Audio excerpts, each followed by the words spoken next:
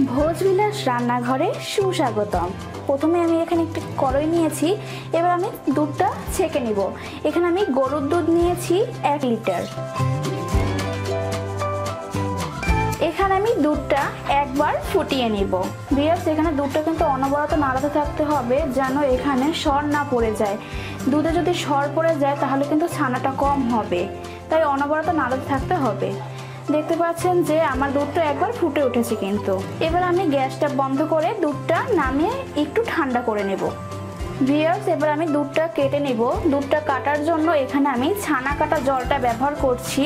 এখানে ছানা কাটা জল অল্প একটু দেব আর দুধটা নাড়াতে থাকতে হবে। ছানা কাটা জল আপনি যে কোনো মিষ্টির দোকানে পেয়ে যেতে পারেন, এর জন্য আপনার কাছে কোনো টাকা নেবে না।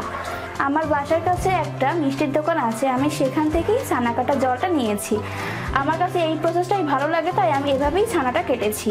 এখানে আপনার লেবুর রস কিংবা সিরকা দিয়েও করতে পারেন। লেবুর রস দিলে এখানে আপনারা 1 লিটার দুধে 4 টেবিল চামচ লেবুর রস দিবেন, আর সিরকায় করতে চাইলে এখানে আপনারা 2 টেবিল চামচ সিরকা দিবেন। এভাবেও করা যেতে পারে।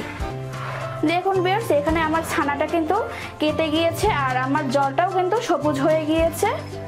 ভিউয়ার্স, দেখুন এখানে আমার ছানাটা কাটা হয়ে গিয়েছে, ছানাটা আলাদা হয়ে গিয়েছে আর পানিটা আলাদা হয়ে গিয়েছে। এখানে আমার 1 লিটার দুধে 200 ml এর মতো ছানা কাটা জল লেগেছে। ভিউয়ার্স, এবার আমি ছানাটা ছেঁকে নিব। তার জন্য আমি এখানে একটি পাত্রের উপর একটি ছাঁকনি নিয়েছি। এবার এর উপরে আমি একটি নরম সাদা সুতির ন্যাকড়া দিয়ে দিচ্ছি। ভিউয়ার্স, এবার আমি এই ছানাটা ওই পাত্রের উপর ঢেলে দিচ্ছি। ছানাটা পুটলি বাঁধার আগে একটু পরিষ্কার জল দিয়ে ছানাটা ভালো করে ধুয়ে নিতে হবে। দেখুন, এভাবে ধুয়ে নিতে হবে।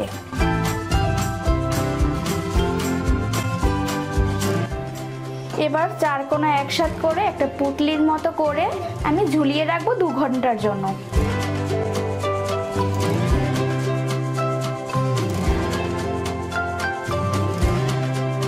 এখানে আমার 2 ঘন্টা হয়ে গিয়েছে। এবার আমি ছানাটা খুলে দিচ্ছি, ছানার কাপড়টা। এবার একটি প্লেটে এটা আমি রাখছি।